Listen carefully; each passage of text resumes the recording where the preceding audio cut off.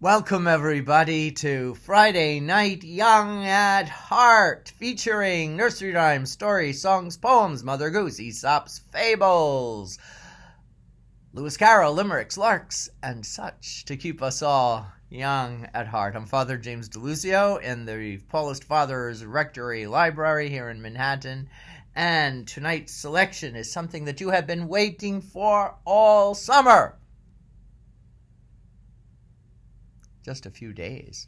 But it's none other than Beatrix Potter, the tale of Peter Rabbit. One of my very, very, very, very, very, very, very, very, very favorite stories from my childhood. Yours too, I think. Once upon a time, there were 4 little rabbits, and their names were Flopsy, Mopsy, and Cottontail, and Peter. They lived with their mother in a sandbank, underneath the root of a very big fir tree. "Now, my dear," said old Mrs. Rabbit one morning, "you may go out into the fields or down the lane, but don't go into Mr. McGregor's garden. Your father had an accident there. He was put into a pie by Mrs. McGregor. Now run along and don't get into mischief. I am going out." Then old Mrs. Rabbit took a basket and her umbrella, and she went through the wood to the baker's. She bought a loaf of brown bread and 5 currant buns.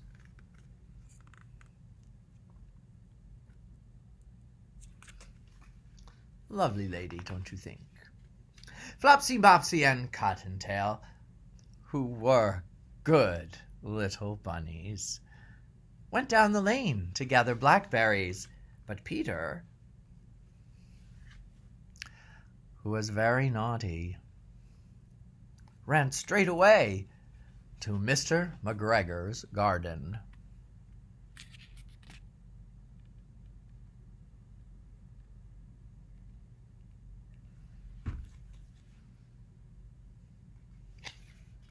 He squeezed under the gate.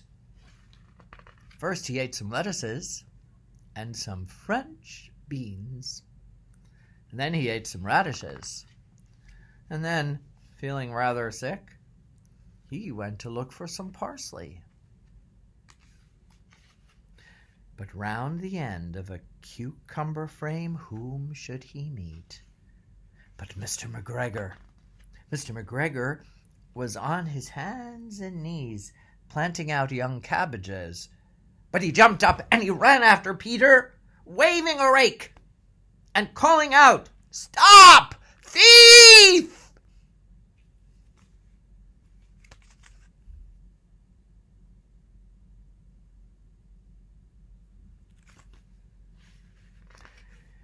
Peter was most dreadfully frightened. He rushed all over the garden, for he had forgotten the way back to the gate. He lost one of his shoes among the cabbages, and the other shoe amongst the potatoes. After losing them, he ran on 4 legs, and he went faster, so I think he might have gotten away altogether, if he had not unfortunately run into a gooseberry net. And he got caught by the large buttons on his jacket. It was a blue jacket with brass buttons, quite new.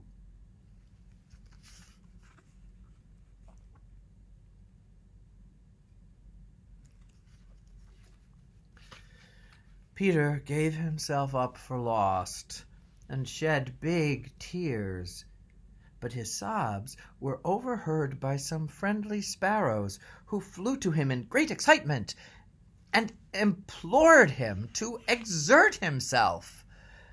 Mr. McGregor came up with a sieve which he intended to pop upon the top of Peter. But Peter wriggled out just in time, leaving his jacket behind him. And he rushed into the tool shed and jumped into a can. It would have been a beautiful thing to hide in if it had not had so much water in it. Mr. McGregor was quite sure that Peter was somewhere in the tool shed, hidden underneath a flower pot. He began to turn them over carefully, looking under each. Presently, Peter sneezed. Mr. McGregor was after him in no time, and he tried to put his foot upon Peter, who jumped out of a window, upsetting 3 plants. Mr. McGregor would have gone after him, but the window was too small for him, and he was tired of running after Peter. He went back to his work. Peter sat down to rest. He was out of breath and trembling with fright, and he had not the least idea which way to go. Also, he was very damp from sitting in that can. After a time, he began to wander about, going lippity, lippity, not very fast, and looking all around. He found a door in a wall, but it was locked, and there was no room for a fat little rabbit to squeeze underneath. An old mouse was running in and out of the stone doorstep, carrying peas and beans to her family in the wood. Peter asked her the way to the gate, but she had such a large pea in her mouth that she could not answer. She only shook her head at him. Peter began to cry. Then he tried to find his way straight across the garden, but he became more and more puzzled. Presently he came to a pond where Mr. McGregor filled his water cans. A white cat was staring at some goldfish. She sat very, very still, but now and then the tip of her tail twitched as if her tail were alive. Peter thought it best to go away without speaking to her. He had heard about cats from his cousin, Benjamin Bunny. He went back towards the tool shed, but suddenly, quite close to him, he heard the noise of a hoe. Scritch, scratch, scritch, scratch. Peter scuttered underneath some bushes. But presently, as nothing happened, he came out and he climbed upon a wheelbarrow and peeped over. The first thing he saw was Mr. McGregor hoeing onions.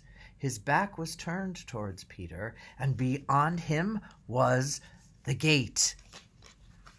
Peter got down very quietly off the wheelbarrow and started running as fast as he could along a straight walk behind some black currant bushes. Mr. McGregor caught sight of him at the corner, but Peter did not care. He slipped underneath the gate and was safe at last in the wood outside the garden.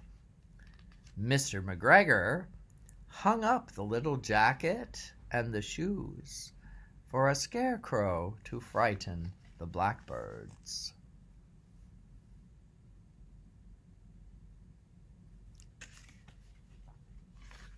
Peter never stopped running or looked behind him till he got home to the big fir tree. He was so tired that he flopped down upon the nice soft sand on the floor of the rabbit hole and shut his eyes. His mother was busy cooking. She wondered what he had done with his clothes. It was the second little jacket and pair of shoes that Peter had lost in a fortnight.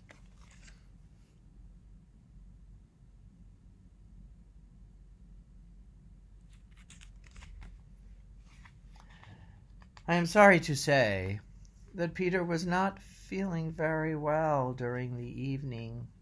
His mother put him to bed and made some chamomile tea, and she gave a dose of it to Peter. 1 tablespoon to be taken at bedtime. But Flopsy, Mopsy, and Cottontail had bread and milk and blackberries for supper.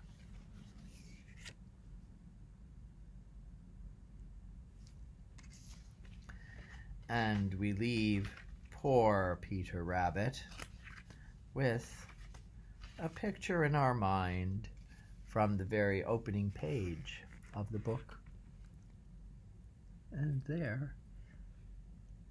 there he is. Thank you so much for joining me. I hope you have a wonderful weekend. For those engaged in the Catholic liturgy, it will be the 13th Sunday in Ordinary Time. But a wonderful story of Jesus healing the woman with the hemorrhage and Jairus' daughter. So look forward to that. Join me next Tuesday for Luke Live Online, and next Friday for yet another Young at Heart. Have a wonderful weekend, everybody. God bless.